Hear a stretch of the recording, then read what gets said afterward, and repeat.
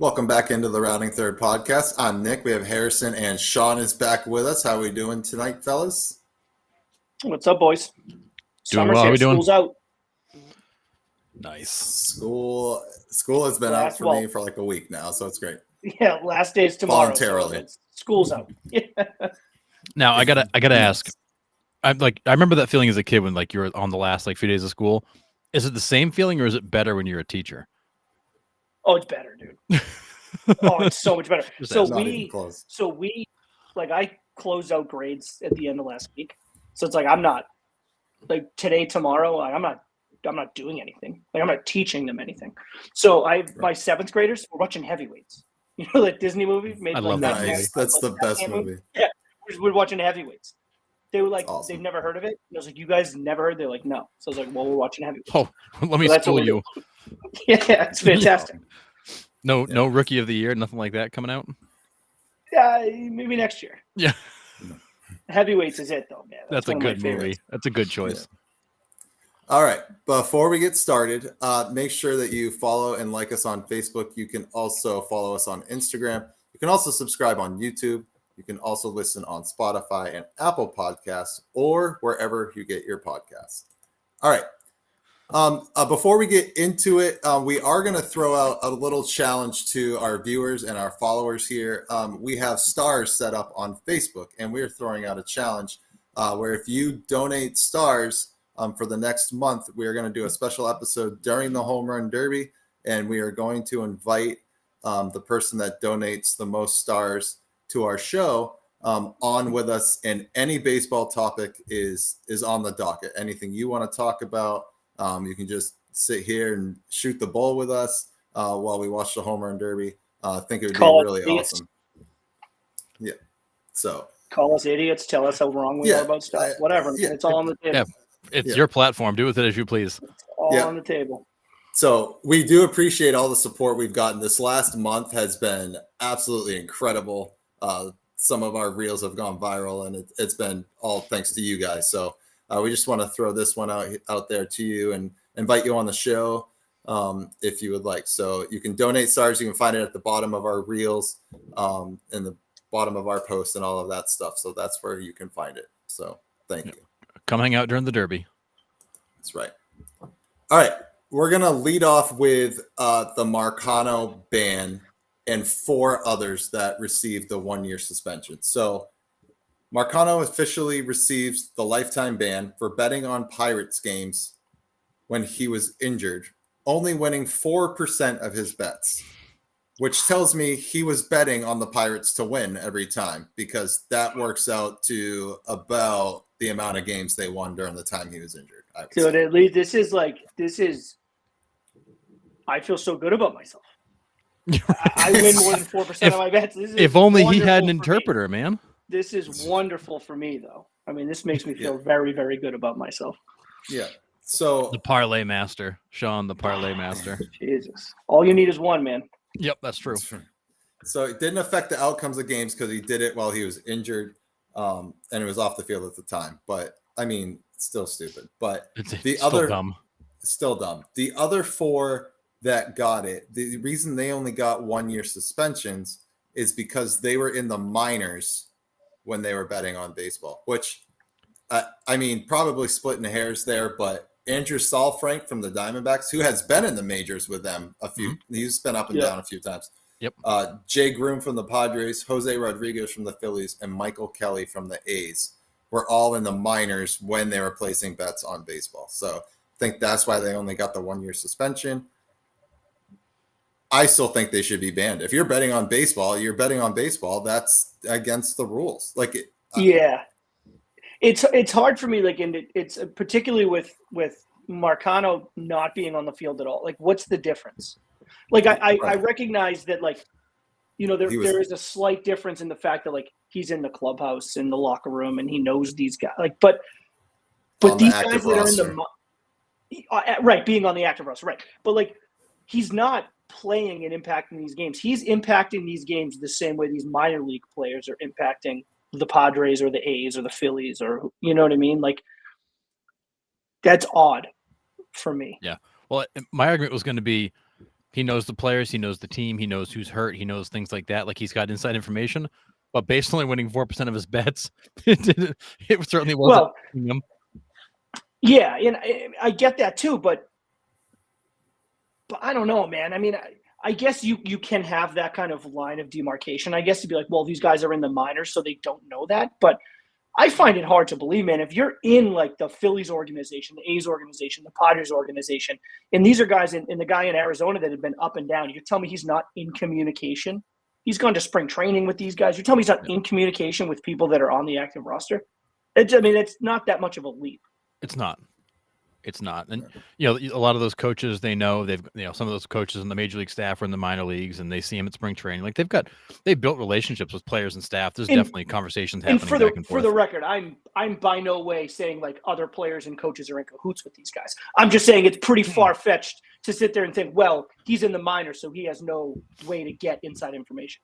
Like that's just, there's no way that I believe that. Yeah. Yeah, no, I agree. I don't think anybody's trying to help him. I mean, when you look at like Wall Street, a lot of your insider trading cases are somebody that knows somebody who's just talking to them and getting information from them. They're not like in cahoots together. They're just learning things about the company from that person and using it to their advantage. So, yeah, you don't have to necessarily be working together. Right. I just have no sympathy for it. I mean, it's very public knowledge that you can't do it. I don't care what language you speak. I don't care how long you've been in the game or how short you've been in the game. Everybody knows that betting on baseball as a baseball player is illegal, and you know the repercussions of it. I have zero sympathy for it. Yeah, and particularly with like the kind of the blow up of sports gambling in this country too, about how like, how mainstream it's becoming. Right. Like you can't tell me that, we'll use baseball as an example, but all the professional sports, but in this case, baseball, you can't tell me that they don't have these seminars and these kind of warnings that are going out to these players sitting there telling them like, we are cracking down on this. Like we're cracking down on this. While so DraftKings is plastered all over the Jumbotron. Well, yeah. I know, but right. Sure. Is it hypocritical? Of course it is, but it's still the way that it is. You can't claim ignorance at this point. Yeah. Oh, right. 1,000% agree. 1,000% agree. But yeah, crazy. But that's our second lifetime ban. So yeah, there's actually an article today in the USA Today. I was trying to pull it up. Bob Nightingale wrote it up. But there's MLB players are actually pushing back on Major League Baseball's relationships with these gambling platforms. One or two reasons. One, they feel like it's bringing gambling too close to the game. But two, there are players that are getting mail from angry fans that lost bets. And they've got examples of some of the stuff that's been sent to some of these players. And it's pretty bad. I mean, Arizona Diamondbacks closer Paul Sewald gave examples of stuff he's gotten in the mail from people that lost bets because he blew a save. It's pretty ridiculous what people are sending him for them losing a bet. But players are beginning to be a little less comfortable with baseball and gambling becoming much closer because it's influencing the game. Yeah. I think that's always been the worry, right? I mean, it's always been the worry when gambling is becoming so mainstream. I mean, it was the talk of, when the NHL was putting a team in Vegas. I mean, that was kind of for years leading up to that. It was just like, how is this going to work? I hear the player. I mean, I get it. If I were a player, I don't know how thrilled I would be about it. Aside from like the hypocritical part about like, gambling's bad, you can't do it. Meanwhile, like every broadcast has like the live odds like on the screen. The money line streaming. Yeah. I mean, but it is what it is. I mean, like you just have to know that as a player, like you just can't get yourself involved in it. I don't know. And that's where the game's changed. I don't want to make it seem like it's that simple, but it kind of is that simple. Like you just have to stay away from, you can't get involved in it. Right. It's that entertainment and the game line. Like there's that line where it's entertainment for all of us, but it's still a game and a profession for them. And they have to learn how to keep that separate from providing the entertainment for us, which, is hard. I'm sure it's not easy, but I don't know. It's the repercussions is my stance on it. Like, I mean, dude, play imagine. I stupid mean, games, win stupid prizes. not to like make light of it, but imagine if I start like making bets on the side, like which students are going to fail the next test and which students are going to pass, which ones are going to get A's, which ones are going to get C's. Like that would be crazy. Yeah. Like gambling's legal and all this in a certain sense, sports gambling. Obviously it's different, but you just can't do it. I mean, it's your profession. You can't get involved in it. Right. I mean, it really is that simple. It sucks, but Yeah. And they're cracking down. They're obviously cracking down. Yeah. I mean, this has become a big thing for baseball this year, obviously. I mean, we look at how much we're talking about it and look at how many people are starting to get bagged. And I'm sure it's been going on for years. To sit there and think that Marcano and all these minor league guys placed their first bets this year it would be a crazy thing to think. Yeah. But no, I think this illegal bookmaking thing Shohei got caught in has opened a lot of eyes to what was going on. And I think MLB's, naturally having to look a little closer, and more will come out, more players are going to get found, more things will pop up. But I think that's the nature of it. And I put a link in the chat to the Bob Nightingale article where he talks to a number of players, Logan Webb, Paul Sewell, a bunch of guys about about their feelings. And generally the players don't like how cozy gambling and baseball have gotten, but understand why. I mean, there's a ton of money in it, and it's only going to help, revenue if people are watching more. So certainly pros and cons to it, but the more you invite gambling in, the more stuff like this is going to happen. Mm-hmm. I mean, gambling in sports is not new. No, goodness gracious, no. The fantasy football, all that stuff. Yeah. Yeah. So, all right, we're going to move on to some possible trade deadline moves, ? So we have these three that we'll talk about tonight. Crochet, Robert, obviously both from the White Sox because, well, the Red Sox did snap the White Sox losing streak this past week. So congratulations to the Red Sox. I can't remember a time. I don't know. Yeah, I can't remember a time when splitting a 4-game series felt like such a bad loss. Bad. I mean, really. And then we'll also talk about Alonso. So let's start with Crochet. And where do you guys think?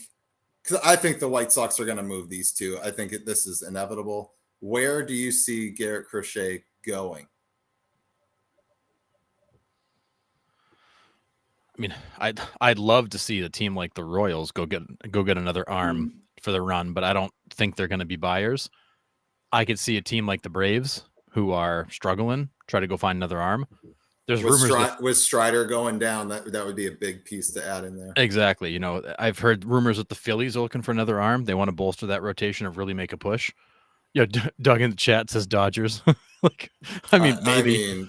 Honestly. Maybe. I mean, you would have to give up a haul, though. I mean, I'm pretty sure he's making like $1 million a year, and he's under control till like 2027. Did I see?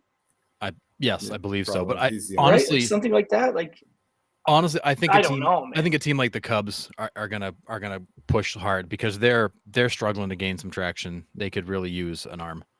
They need bats, though. Well, so they need a little bit of everything. I've heard the Cubs are in on Vladimir Guerrero. They've called and asked about him. So, but that's what they need that more than they need Crochet. Yeah, I Fair. agree. The three teams I kind of see Crochet possibly going to is the first one is the Orioles. Now you have that plethora of prospects just sitting there in AAA that could give you the White Sox the haul they need. Right. I'm thinking that one. Astros are interesting to me because you got how many Christian Javier just went down with Tommy John. He's done. So your starters are, they're struggling there. Yeah. I just don't know if the Astros will be in the position to make that trade. Well, the Astros have reportedly reached out to Trevor Bauer's camp to see if he'd come in and work out for them. Yeah, I've seen that too. So that's where the Astros are in terms of pitching. Yeah. And then the Braves is the other one. I'm with you on that one, Harrison. The Braves are in trouble. That team is in real trouble. Yeah.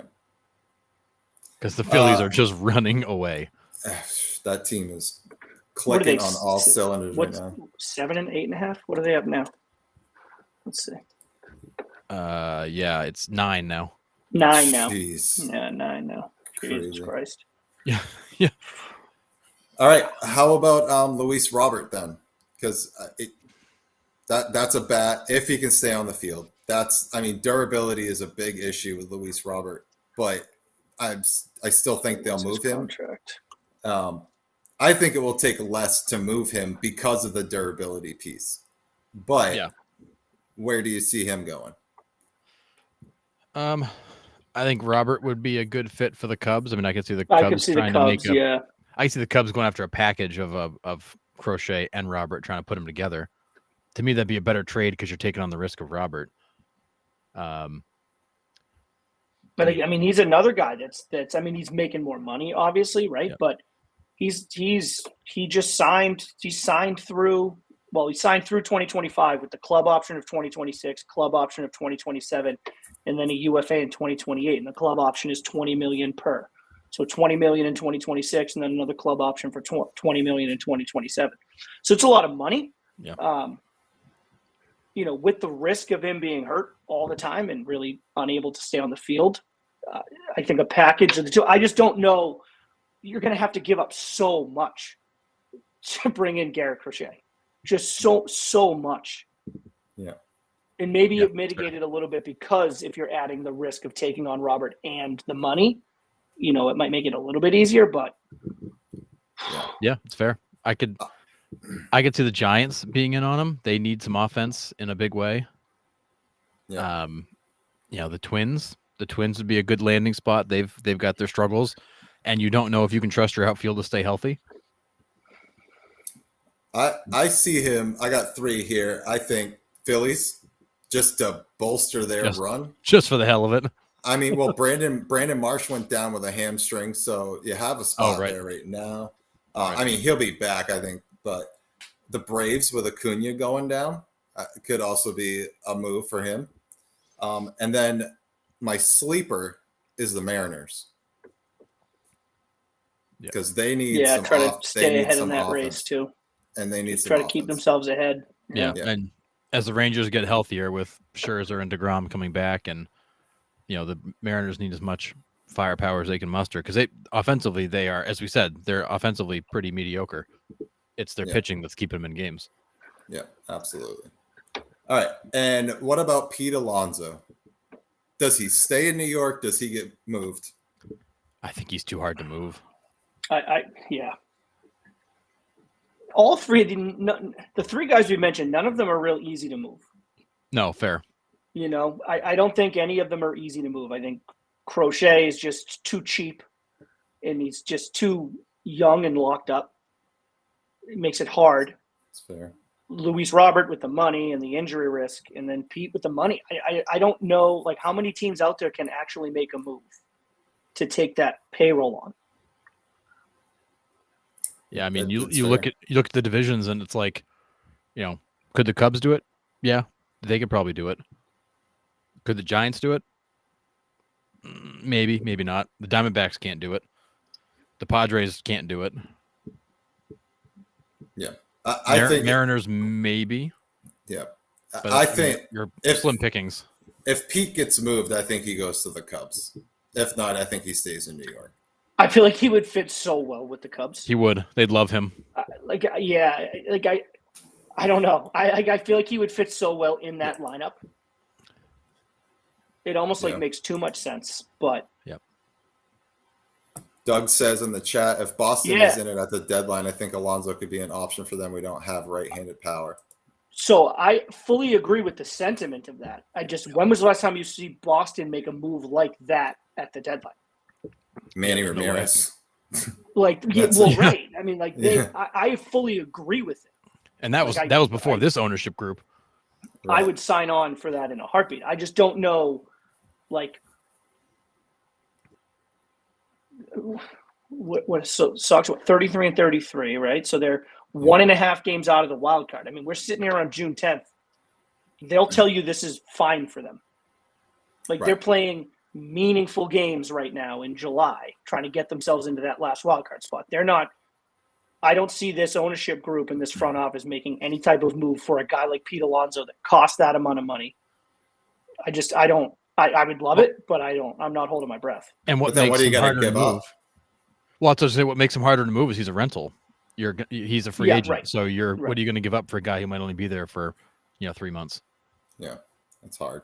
I don't know. It is. I mean, he's making $14.5 million this year. He's actually a pretty decent bargain considering what you're getting. But what are you going to give up to get that guy for 3 months? No idea. I don't know. Those contracts are always hard to move when there's no time after. Yeah, it'll be interesting to see what happens with those three guys, but I think the two in Chicago will end up getting moved. I mean, Does Pete have a no trade clause? No, this was his last arbitration year, I believe. Oh, gotcha. Okay. Yep. So he's then free to go. Okay. So then they could trade him without his permission, but Yep. he's going to be hard to move given that. But I think trading Garrett Crochet is hard because that is like the White Sox signaling that we're done. Like we're giving up, we're waving the flag. Like he's our only hope. We're going to dump him. But I think the one team to look at too is the Blue Jays. That team As buyers? No, as sellers. no, sellers. Oh, okay. Yeah. Are they going to finally say, okay, we're going to strip this thing to the ground? Bichette goes. I mean, they DFA'd Biggio. Does Bichette go? Does Vladdy go? Does Springer go? Like, do they just start dumping pieces and start thinking about rebuilding? Does Gosman go? Do they make him available? Like, where's that organization going? Because year after year after year, it's like, oh, this could be the year, and then they continually underperform. Well, we've said it. We've said this has been the one team we've talked about consistently since we've started the show. Is like, how many more years with this core are you going to give them before you say enough is enough? Yep. Yeah. I think you got to keep Bichette. You got to keep some sort of cornerstone guy there. Yeah. Just to put And you some think it's- butts in seats. You think it's him over Vladdy? I do. I think the year that we saw with Vladdy was an anomaly. Pitchers have learned how to throw to him. He's not, he's not putting up nearly the numbers he was that first year that he was here. It's just That it's not the MVP same. year? Yeah, I think Vlad Guerrero, as much as a top tier shortstop is enticing to teams, I think Vladdy with occasional power is more enticing to teams that are trying to get over the hump and go down the stretch. That's fair. So it's very fair. And a lot of teams already have their shortstop cemented for the year, so they're not going to. Well, there's that too. Yeah, that's. I agree with that. So you're not going to trade for Bo Bichette and move your whole infield around. So I think Vladdy's an easier piece to move. But yeah, the Blue Jays do need to strip it down and start over. They're at that point where, I think 100%. And move to Montreal. Yeah, you can't just keep hoping for this team to finally put it together. They haven't in entirely too long. Yeah. So it could be queued up for a very interesting trade deadline. We will see. So Doug in the chat agrees with me. Vladdy's a bigger draw also. Yeah. Yeah. I mean, and Vladdy's numbers are good. 292, 7 home runs, 30 RBIs. I mean, he's a nice piece. He's not the 48 home run guy that he was in 2021, but still a nice piece. Yeah, absolutely. All right. We are going to move on to a new segment that we're going to try this week. Okay. Oh, boy. So it is a timed event between Sean and Harrison. So one will go on at a time. They will have 30 seconds. Okay. And what's going to happen is they have to name the teams that players debuted according to Baseball Reference. After 2 wrong guesses, I'll give you the answer and we'll move on.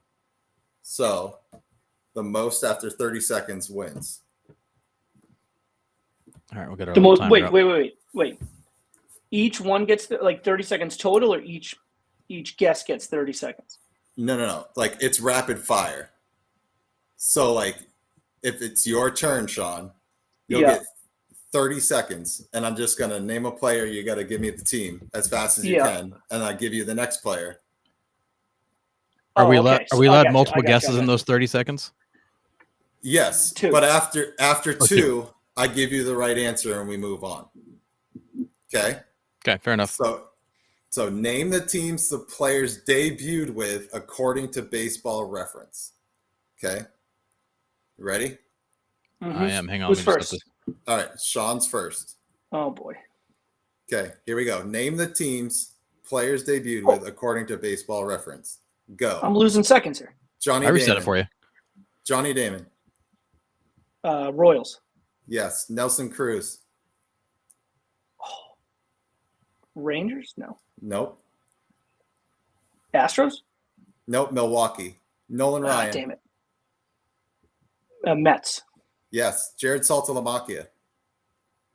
Braves. Yes. Greg Maddux.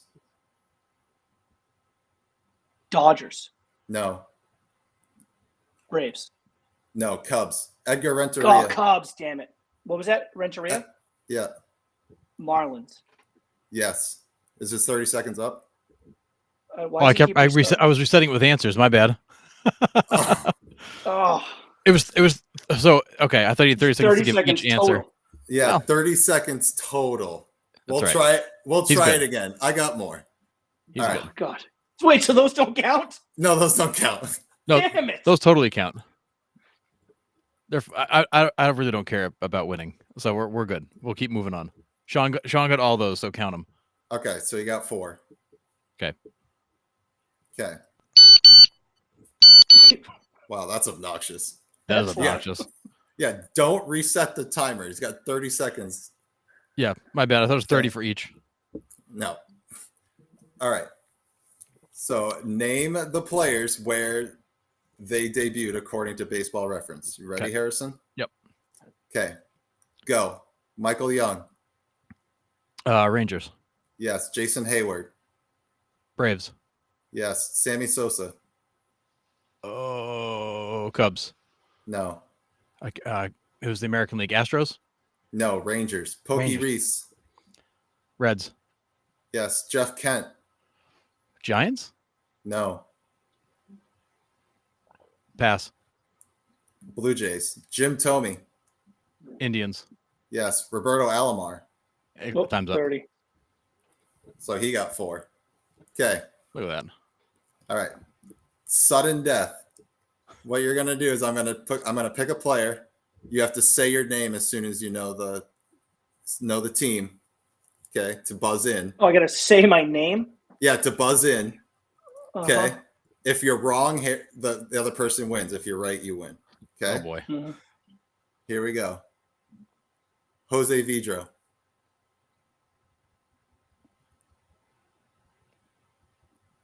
I was hoping Sean would take it. All right, next one. Expos. Okay. Oh, Zach Greinke. Oh, Sean. Yep. Royals?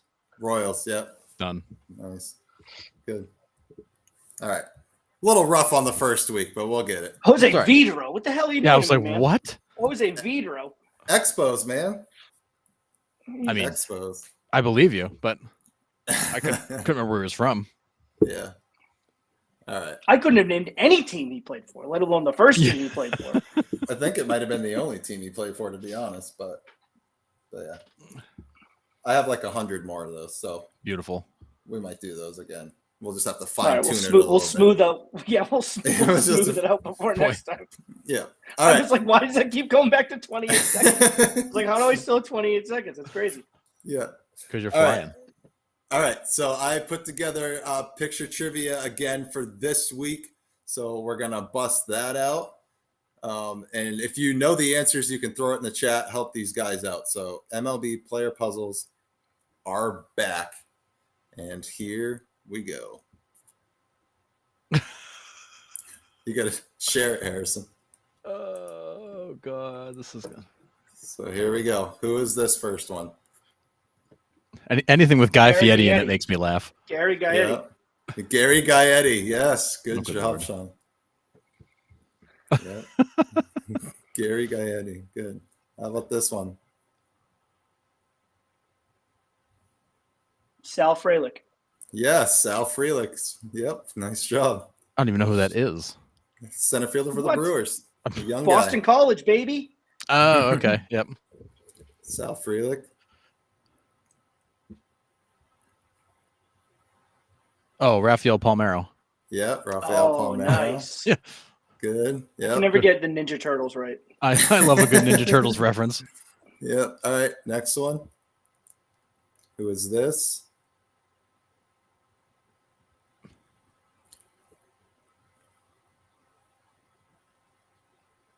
So that's Johnny Depp, but it's his character. Yeah, in It's the- Edward Scissorhands, but Yeah. It's not Edward Scissorhands. it's not. Oh, Oh. that one's the Some is that musical. the Alice in Wonderland one? Nope. Oh, is this Todd Helton? It is Todd Helton. Yeah, it's Sweeney Todd. Yeah. Okay.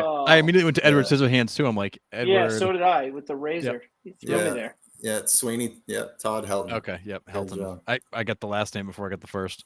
Yeah. All right. Next one. Here you go. Oh my goodness. I can't remember his name. MTV personality with I know. Dr. Drew. I know. His last name's Corolla. Oh. All right. Well, his first name's Adam. Yep.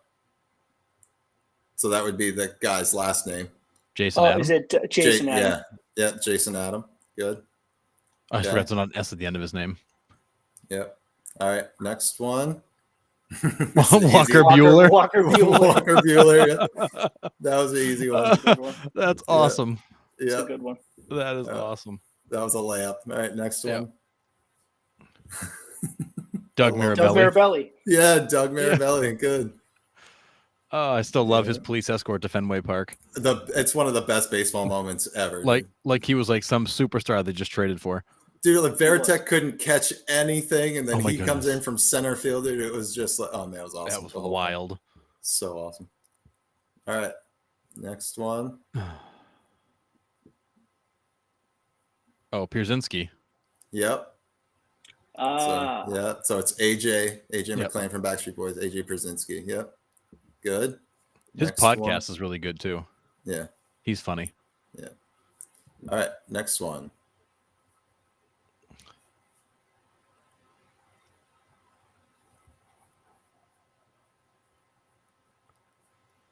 who the hell was the first guy? Type 1 diabetic right there, dude. Rockstar from Poison. I know I'm struggling with his name. Oh, the guy that he didn't have that reality TV show. He did. Rock Yep. of Love. Yep. Michaels? Yep. What's his first name? Oh, Brett, right? Brett Michaels. Yep. Yep. And then who is that? Look at the hat. That should give you. Davy Crockett. Davy Crockett. Nope. Another guy, another pioneer. Daniel. Oh, Boone. Yeah. So it's, Oh, Brett it's Boone. Brett Boone. Yeah. Yep. Good. You to walk us through that one, Nick. Yeah, that was tough. It's all right. Sorry. Oof. Boy. Sorry. All right. It's all right. Here we go. Mike Greenwell. Mike Greenwell. Yeah. Nice. Nice, Harrison. Uh, Yep. Mike Greenwell. Okay. Next one here. We got.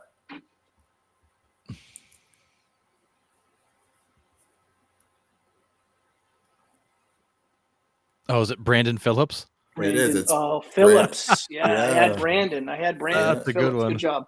yeah. I was Brandon, like, what on earth? yeah, Brandon Phillips. All right. Oh, that was good. Next one.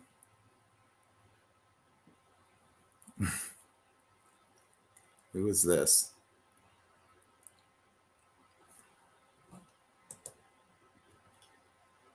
Oh, Cabrian Hayes. Yes, Key Brian Hayes. That's Brian Adams. Yeah, Key Brian Oh, Hayes. wow. Jesus. Yeah. Oh man. All right.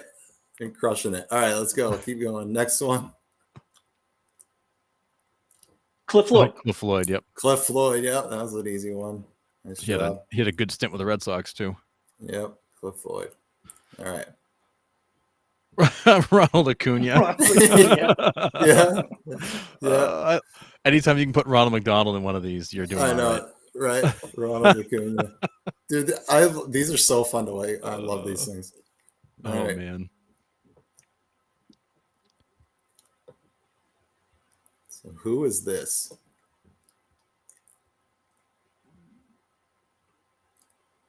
Oh boy. Anybody in the chat? Is it David Wright? It is. It's David Wright. Oh my Yeah. goodness. Oh, Nice job, Sean. that was awesome. I had no idea. Yep, David. I was stuck Wright. on turn. I'm like, what is this? Yep, good. Oh David man, that's Wright. a good one. Nice. Yep. Oh yeah, we had a viewer that got David Wright on that one. Nice job, John. Oh, is this your new best friend, Ryan Sandberg? It is Ryan Sandberg. Yep. So rhinestones and then sand and then burger. Yep. Ryan Sandberg. Okay. Next one. It says Nick's new best friend. Yep. All right. Next one. Boy.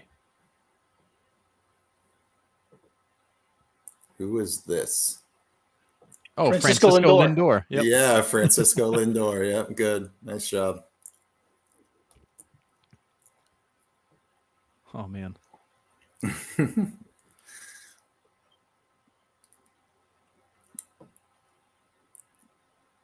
Cattell Marte. Not Cattell. Starling Marte. Starling Starling. Marte. Yeah, I had Starling Marte. I didn't Yep. even look at the first picture. I get the Marte, and I'm I like, got I'm Marte, not sure who that's yeah. supposed to be. Yeah, Starling Marte. Good. Oh goodness. This one's a little tougher, I think. The last name's a little tougher.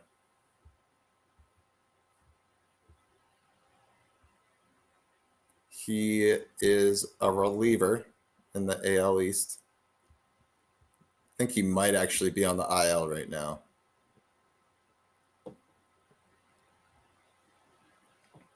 Who's that first person?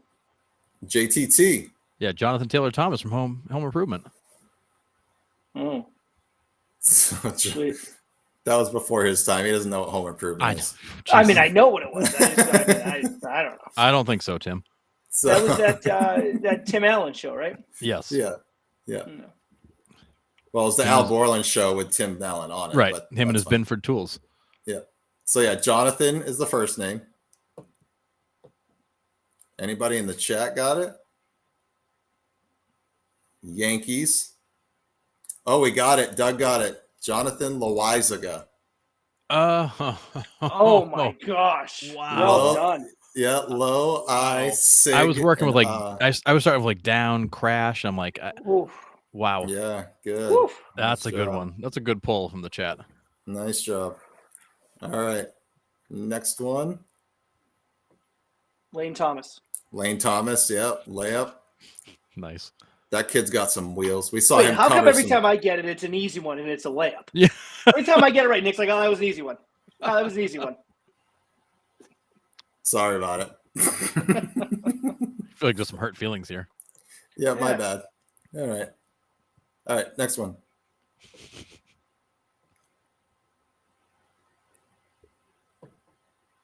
Oh, Royce Lewis.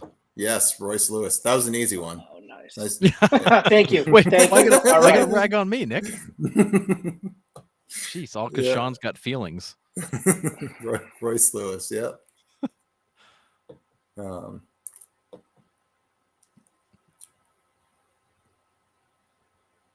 who is this? Clay Holmes. Clay Holmes, yep. Oh, was like- nice. I was Clay like, what's with the Holmes. 3 pictures of houses? Yep. Clay Holmes. That's good. What else we got? Oh God.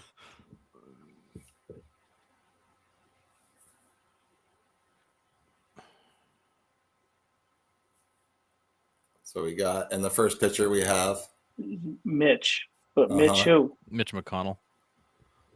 Well, no, I know that. I'm saying Right. Mitch who, like the second one. I know who Mitch. Oh McConnell yeah, is. no, so I don't know the second one either.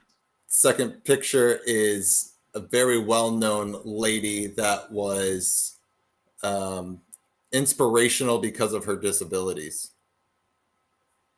Oh, Mitch Keller. Oh, Yes, yep, Mitch Keller. Yep. yep, That's there what you go. Helen Keller looked like. I guess I don't know. I googled the picture. That's what came up. So it Interesting. might not be, but That's just another Helen Keller. Yeah. It's fine. found her on LinkedIn. Oh, jeez. All right. Oh, man. All right. Next one. Oh, it's Romero. Yep. So what would the first name be? JC Romero? Nope. So I keep going back to JC Romero too. I'm like, it's not JC. It's It's Siwa, but what's her first name? It's who? It's Siwa is her last name. First name's really not important. It's I don't know who Jojo. that is. It's Jojo. It's Jojo Siwa. So it's Jojo Romero. Jojo Romero. Well, I don't know who Jojo Siwa is. Who is that? I don't know who Jojo Romero is. Well, Yes, you do. No, I don't. I've watched like one inning of the Cardinals this year because I can't bring myself to watch them. Well, now you know him. Now Okay. I know him. Next one. Paul Paul Goldschmidt. Yep, Paul Goldschmidt. Nice job. I don't know how many more I have left. Carson Kelly. Yep, Carson Kelly. Good. Oh. Kelly Kapowski. Oh yeah. All right. Good. This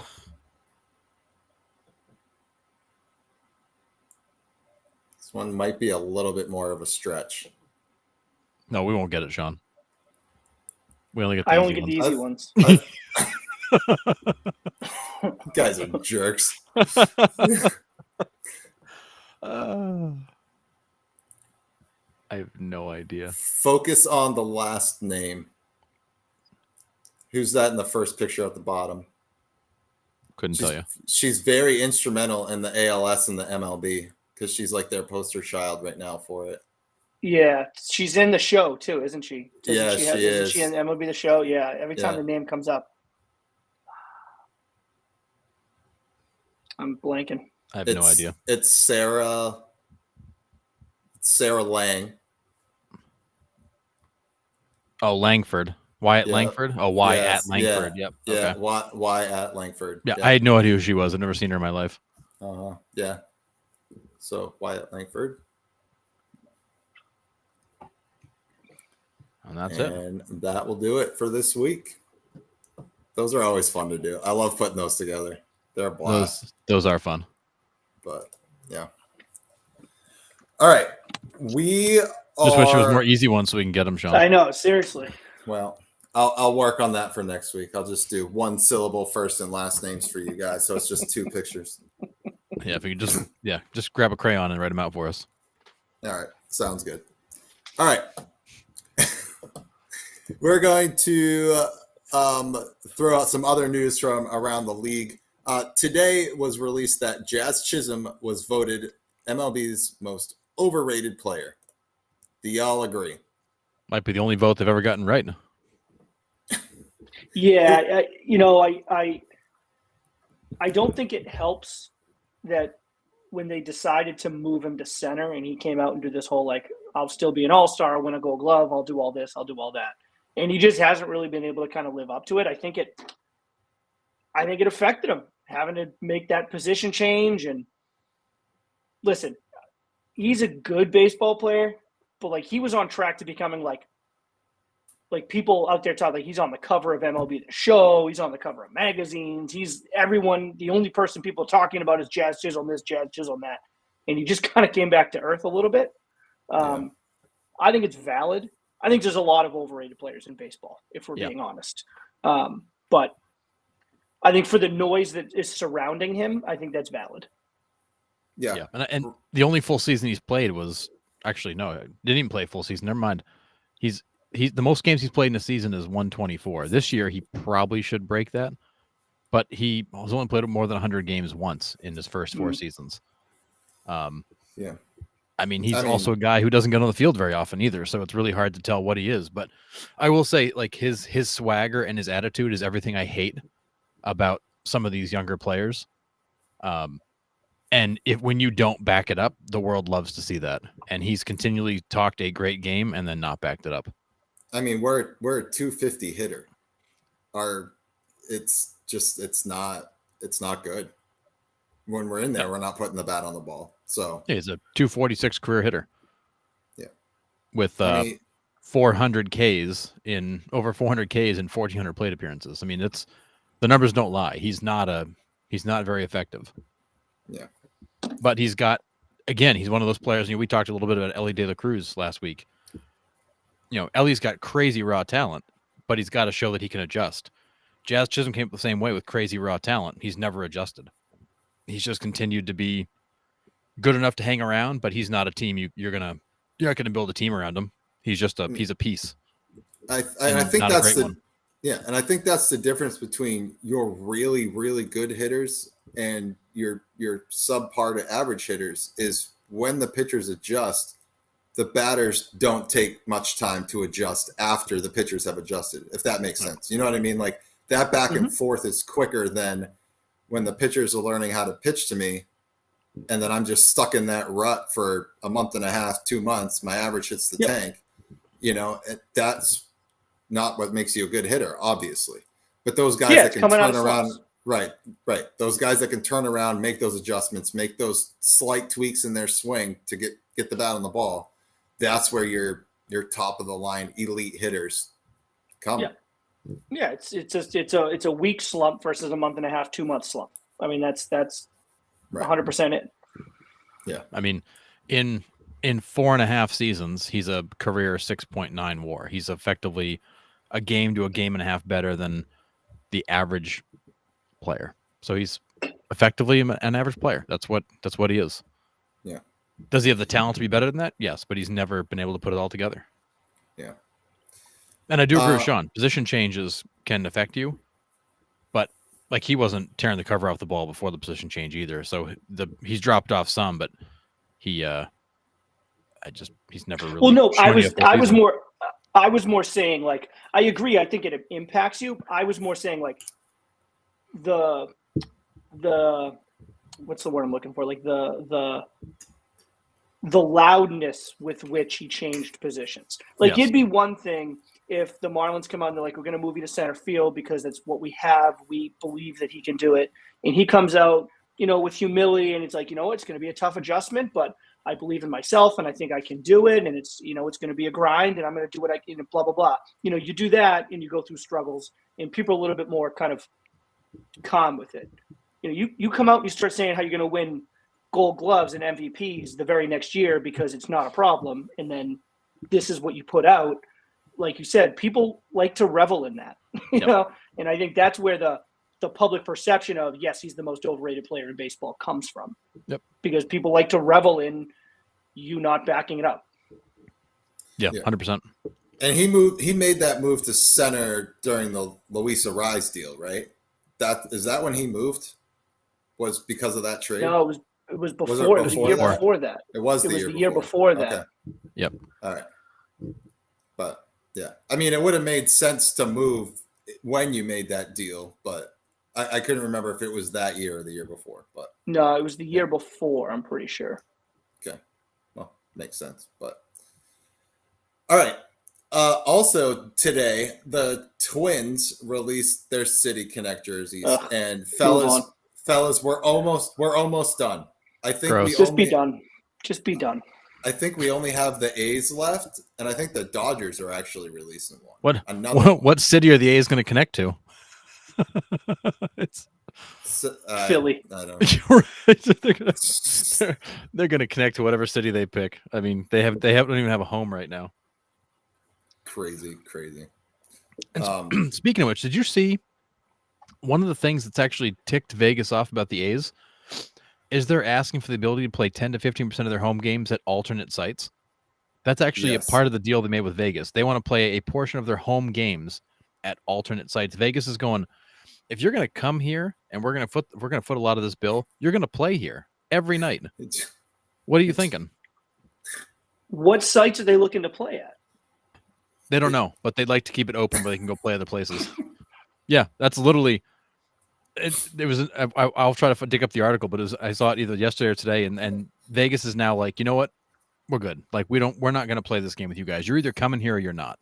I have no words for that organization right now. It's None. A hot mess. It's a hot. That's mess. hysterical. I don't get it. I mean, good gig if you can get it, but I don't know what city's going to allow you to do that. I feel like the A's are like positioning themselves to be like the next like Savannah Bananas. They're just going to like go on a road tour. We're just going to play everywhere. We'll come to a high school stadium near you, a college stadium near you, a major league stadium. We don't care. We're just going to play wherever. Dude, they couldn't Like sell a out band a of Little League nomads. stadium right now. Yeah, we're a band of nomads. God, man. I don't. What? I don't get it. But What? as more details come out, it just makes you shake your head. What an absolute mess. I can't. So yeah, Twin City Connects. Again, we've kind of talked about this. I am not a fan of the uniforms, but all the City Connect hats that have come out, I'm pretty much all in on. Like I like the City Connect hats. The Minnesota ones are pretty cool. It's the state outline of Minnesota, has Aurora Borealis in the top, or the Northern Lights, if you will. Then the lakes at the bottom, which meets up with the location of where they play. And on the underside of the bill is an homage to Prince, which is kind of pretty cool. So, yeah, the hats are cool. I like the hats. Yeah, and just like all the like City Connects, I've pretty much liked all the hats. Yeah, so. Yeah, I think the hats have been mostly good. The uniforms have been mostly terrible. Yeah, I would agree with that. So I just put a link to the chat in the article. It was on CBS Sports, one of the many places reporting it. But according to Athletics president Dave Cavill, the neutral site games would help build their brand, and that's really important to them. Yeah. They want to play 10% of home games somewhere else. Yeah, Doug just said they probably want to go to the outlier cities like Reno. I mean, there really is zero baseball in that whole section of country, really. Big black hole. You got the Rockies that are randomly in the middle there, and then there's nothing else. I mean, what's the closest team to the Rockies? Diamondbacks? Maybe it's either going to be the Diamondbacks, the Giants, or the Mariners. They're kind of in this Giants. Yeah, right. Kind of wing. It might also be Kansas City, to be honest. Yeah, actually, you might be right. You may have to go backwards. Go in the other direction. Yeah. But what's interesting is there's actually been a lot of lately, a lot of support's come out to move a major league team down to Puerto Rico because it's an American protectorate. They're all American citizens. Like, it'd be easy to put a team down there. Over 3 million people. Obviously, a huge baseball history and fan base. But the travel would suck. But they pointed out the fact that the Seattle Mariners are 2 hours from their nearest team, just like a team in Puerto Rico would be 2 hours from the nearest competitor. So the Mariners do it. Well, why couldn't another team? But Puerto Rico's all of a sudden picked up some steam to get consideration. That'd be interesting. It would be. The fear is that all the players would want to go play there because that's where a lot of them are from. You'd have a lot of players that were trying to get onto that roster to go home. But I mean, you're already I mean, I know it's an American territory, but you're already going international with Canada. Right. You got Toronto. So I mean, like, I don't think that's such a far-fetched idea, to be completely honest. So no, it's not. I don't hate it. I don't hate it. I mean, it poses some interesting challenges, but it'd be a place where baseball would be easily adopted. However, you've got an incredibly high poverty rate and things like that. So can you make it economically work? Who knows? But it's interesting. It's picked up some steam lately. I've heard it several times now in the last few weeks. Huh. Interesting. All right. Let's go over like the two kind of key series this past weekend. We had the London series. We had the Phillies and Mets, which was, it's always fun to see them over the pond, like no matter who's over there. Some of the bats were awesome. Bryce Harper had the Philly Fanatic dressed up as the Royal Guard. The Royal Guard, yeah. Yeah. Alec Boehm had I think it was a telephone booth like painting on his bat. Lindor, his glove was all like Londoned out, had like the flag on it, the bridge on it. Like, it was pretty cool. The Phillies, man, they're so good. And Bryce Harper, no matter how big the spotlight is, dude, this guy just shows up every single time the lights are the brightest. It is unreal. He's literally talking to the guys on the field at first base. Next inning, gets up and just hits an absolute bomb into the right field seats. It's nuts. But yeah, I mean, they stay healthy, man. I mean, this team might be winning the World Series. This team is so loaded and so good. I mean, and we talked at the beginning of the year, kind of their bullpen, their back end of their bullpen was kind of like a question mark. But I mean, you blow teams out, I guess it doesn't really matter at this point what the back end of your bullpen looks like. And I think they'll have to address. your starters are going 7 innings, so you don't Yeah. even have to right, use your right. bullpen. I mean, their bullpen is Right. still bad. It's just you don't notice it. Yes. So you're gonna have to address it. But I mean, it's what a place of power to address that from. Right. Running away with your division and you hold all the cards. I mean, I would love to see them make some bullpen moves, back into the bullpen moves at the deadline, just to bolster it up. I would like to see that team go on a run. Was it 2 years ago, making it all the way to the World Series and losing. It's a good team. They're a good team, and I'd like to see Harper win it in Philly. I'd like to see Trey Turner win it in Philly. I love Zach Wheeler. Started with the Mets. I'm a big Zach Wheeler guy, even though he went in the division to Philly. But I don't really have much hatred on the team towards that team. Typically not like a Philly sports fan, but like for some reason the Philadelphia Phillies don't bother me so much. But they're just so good. They're hard not to watch. Yeah, They're hard not to turn on. There's They're no so sports good. market I hate more than Philadelphia, but Yeah. that team they're entertaining, and it's a good group of guys. Like They're fun to root for. It's a team that Yeah. I do enjoy rooting for. Like I enjoy the personalities on the team. yes. I I can only imagine what that clubhouse must be like. I know. With that group. They're hard not to turn on.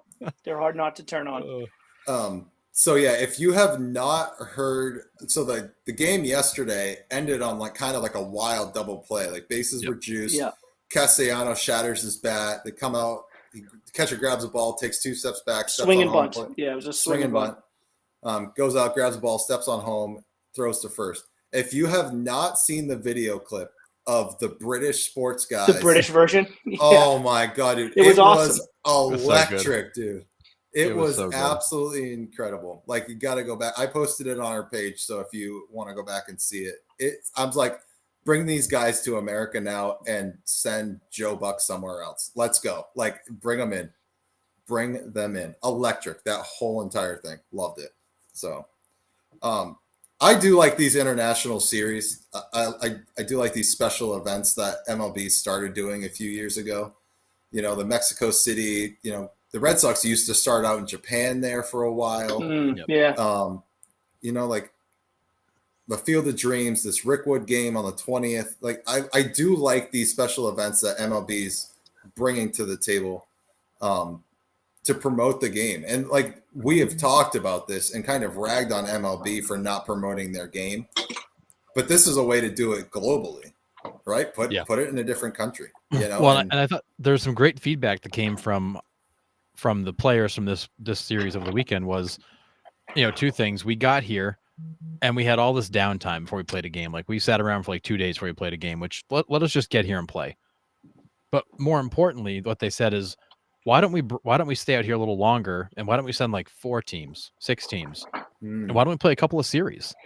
Like you could do the 4:00 and 7:00 game, and you can do it each day, and we could have multiple series going, or even do like a little in-season tournament kind of thing here. Like let's make it something. Versus we fly all the way out here, sit around for a day and a half, play 2 games, and fly out.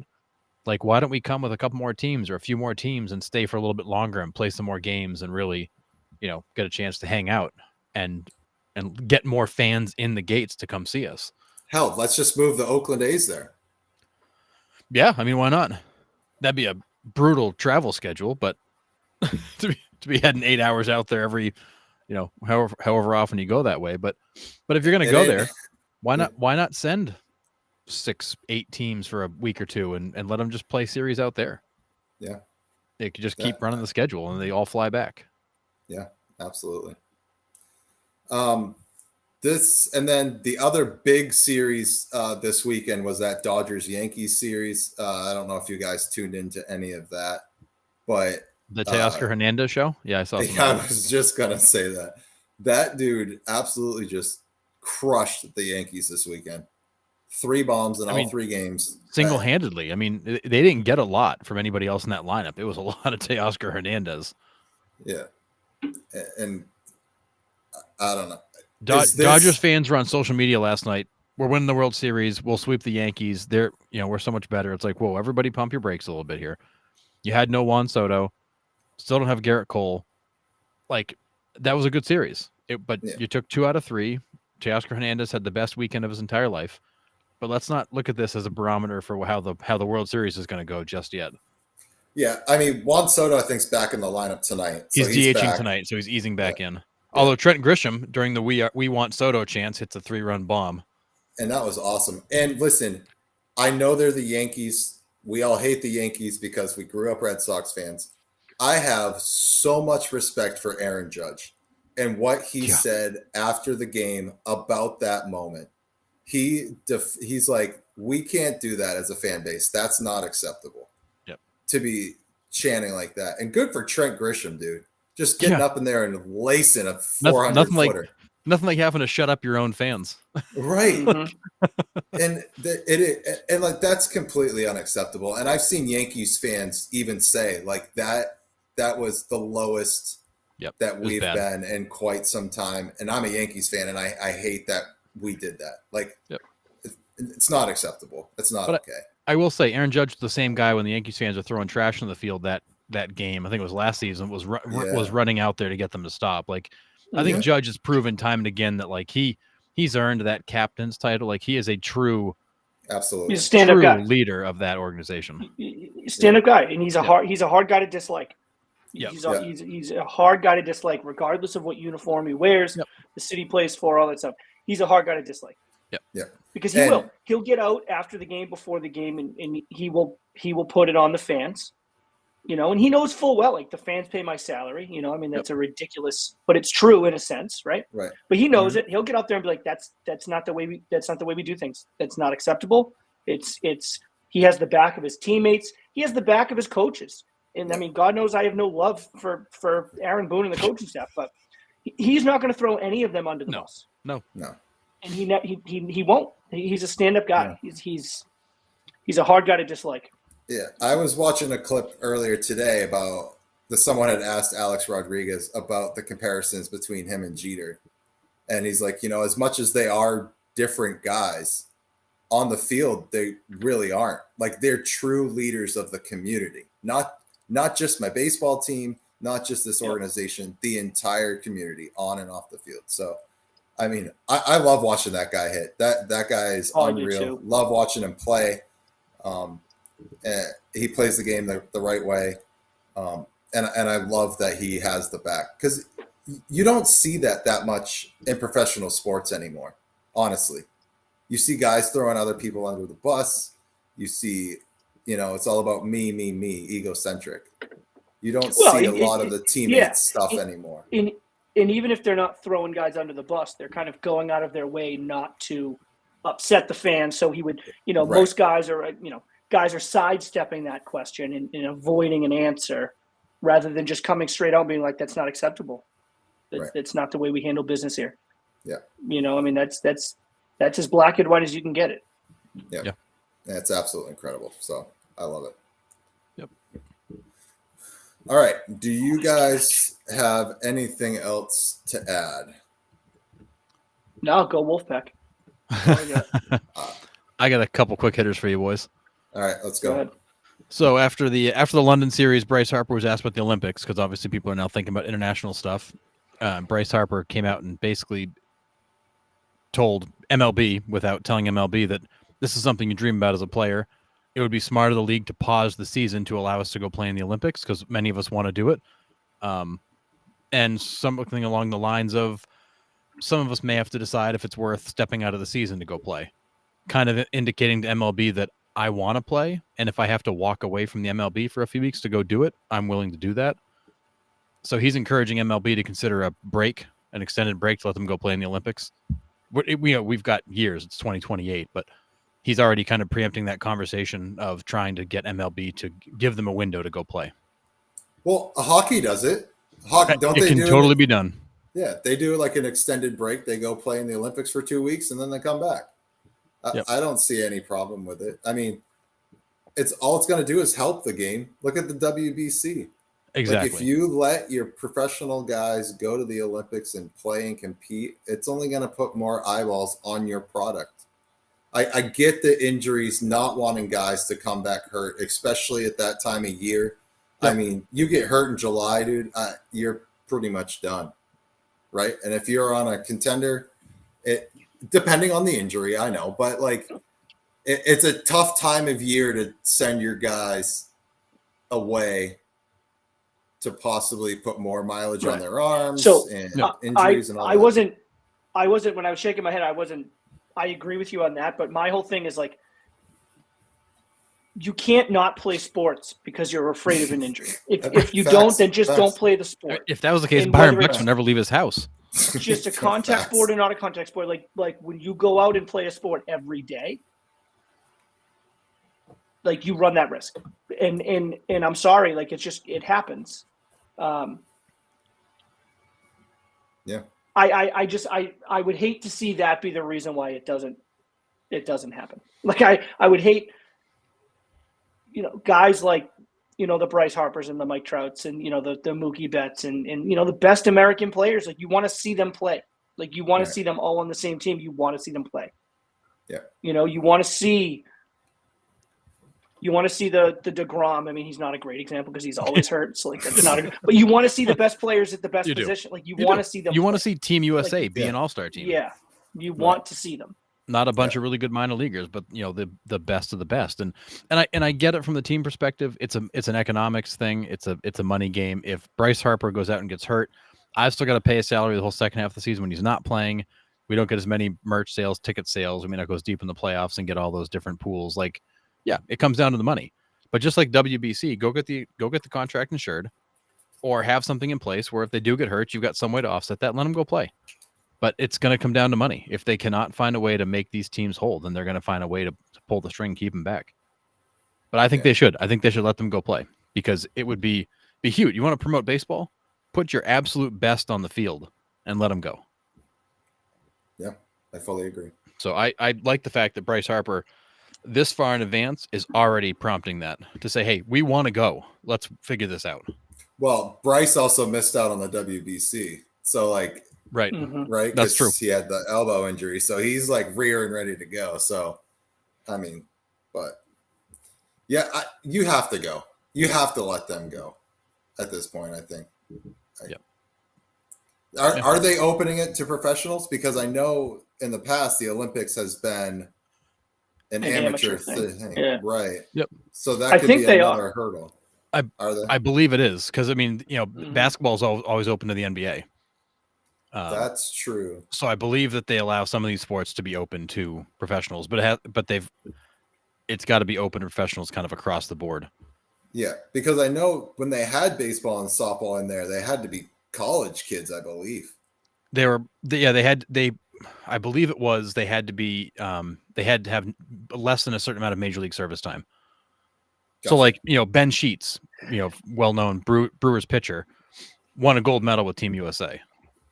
When he was in like double or triple A, because he didn't have it. He didn't have any service time yet. Gotcha. So makes sense. But anyways, so it'd be pretty cool to see them figure that out. Last item for you guys is that the Major League Baseball runs per game down by 0.6 runs per game, and the OPS for the league is at 0.699, which is the lowest it's been since the 1980s. It's a combination of the pitchers are apparently better. But the ball is also playing dead. So they've been doing a study on scoring, ball flight, and what they're finding is that the ball's dead again. You're not getting the same lift, you're not getting the same spin rate, you're not getting, even with the perfect launch angle, you're still having balls die at the warning track. So all of the gains Major League Baseball made last year with these rule changes, they're now giving back. Attendance is beginning to decline again. The game is slowing down because they're just not scoring as many runs, and fans are less interested in a game that's becoming pitcher's duels. But when you look across the league, we got some guys with crazy low ERAs that we don't typically see at this point in the season. And there's been a lot of people inside baseball wondering what is going on that's causing this. The belief is whatever they did to the ball is dead again, and you're seeing runs come down. Yeah. Doug, don't tell Baltimore they had 100 home runs in 63 games. Yeah. Yeah. I mean, some teams are still hitting bombs, but across the league, it's down. It's down substantially, and their OPS is at the level it was in the 1980s. I just don't believe it's the ball. We're gonna blame it on the ball. That's what they're going to based on ball flight and spin rates and exit velos. They're saying that they think it's the ball. Okay, cool. Analytics. Exit feelers, dude. I feel like we're getting a new that's record what every week. that's like what an I'm exit saying. velo. But yeah, I think the problem is when you look at it on an average basis, it's coming down. But you got a few guys that are like way up at the up at the other end. But if the ball's Well, dead, so you're on not going to hit it 122 miles an hour. No, I don't think you would either. But we had this baseball had the same problem years ago, and you'd have, remember, like the Sunday night games would be like home run derbies, and the rest of the week would be nothing. It's almost like they weren't playing with the same ball. You know, Yeah, there's people wondering if are they playing with the ball somehow? Have they deadened the ball? Are they selectively deadening the ball? There's been some, they've had walls move around. Toronto made some changes. Their offense has been way down. Baltimore made that change to left field, but right field's still a jet stream. I don't know.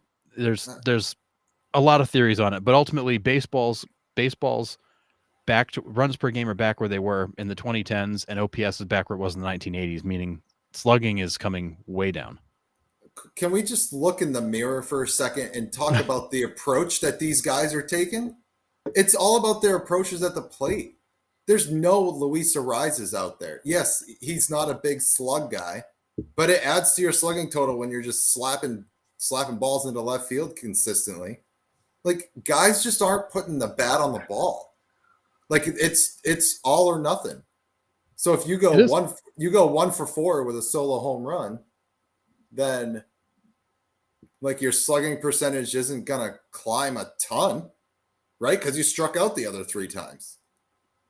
No, I agree, but I think it's the approach. Like, I understand what you're saying, that they're thinking, like, with all these analytics, dude, we can tell when every player farts in every half inning.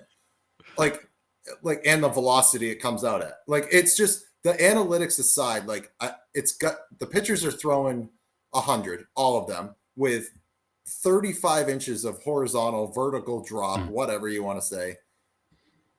It's got to be the approach of the hitters, just trying to go for broke. I mean, and maybe it is, but I mean, they're down from where they were last year. So you basically, the same batch of players is producing less offense one year to the next, even though you've got some teams that are absolutely mashing the baseball. I mean, it makes you wonder, like what caused. So you basically increased by 3/4 of a run last year, and you basically given all that increase back this year. There's no shift. There's no shift, like all these other things. But I think last year pitchers were taken by storm with the pitch clock. I think pitchers are now much more used to that. I think you now have guys who are understanding how to pitch within the time constraints that they had. I think you could make an easy case that last year's offensive numbers being up were less to do with juiced baseballs than they were to do with pitchers didn't know how to deal with having to get on the mound in 15 seconds and throw pitches.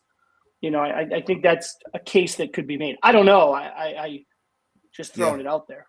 No, I think that's part of it. And it's just the natural ebb and flow of baseball anyways. Like, baseball does that, right? Like, that's what's so unique about the sport is you're going to have down years offensively. You're going to have, years where everyone's tearing the cover off the ball. Like, it's just baseball can be such an anomaly from game to game that's also part of it. And I mean, like, 0.69 runs a game down isn't crazy. No, the OPS is a big drop, though. Yeah, having an OPS all the way back down 40 years is pretty crazy. Right. I think that's what I think they're more concerned about is the fact that, I mean, runs get scored a lot of ways, but when OPS comes down, that means we're getting on base and we're slugging a lot less, which is concerning. But it's, I mean, they talked about all the things with the change in analytics and the pitch clock and all these other things, and what they come back to is the fact that was all in place last year. What's changed? And based on the way the ball's coming off the bat and the way it's flying, they feel like there's something with the ball. And it could just be, honestly, that it's just an anomaly. Yeah, it's interesting. But it's interesting. But ultimately, MLB is concerned because all the gains they made last year with rules they thought they went further to expand offense. It's actually gone backwards. They're not getting an attendance gain this year like they hoped they would get with the new rules, and not seeing the offense climb, seeing it go backwards. And it's got all of them kind of wondering what's going on. Well, how about you don't charge me $95 for nosebleed seats? I mean, maybe. I mean, legit. Like Well, I'm looking to go to New York and Philly in July, and like section 426 at Yankee Stadium. Like I'm talking like right field, upper deck, like last seat, the furthest away from home plate is like $98. Yeah.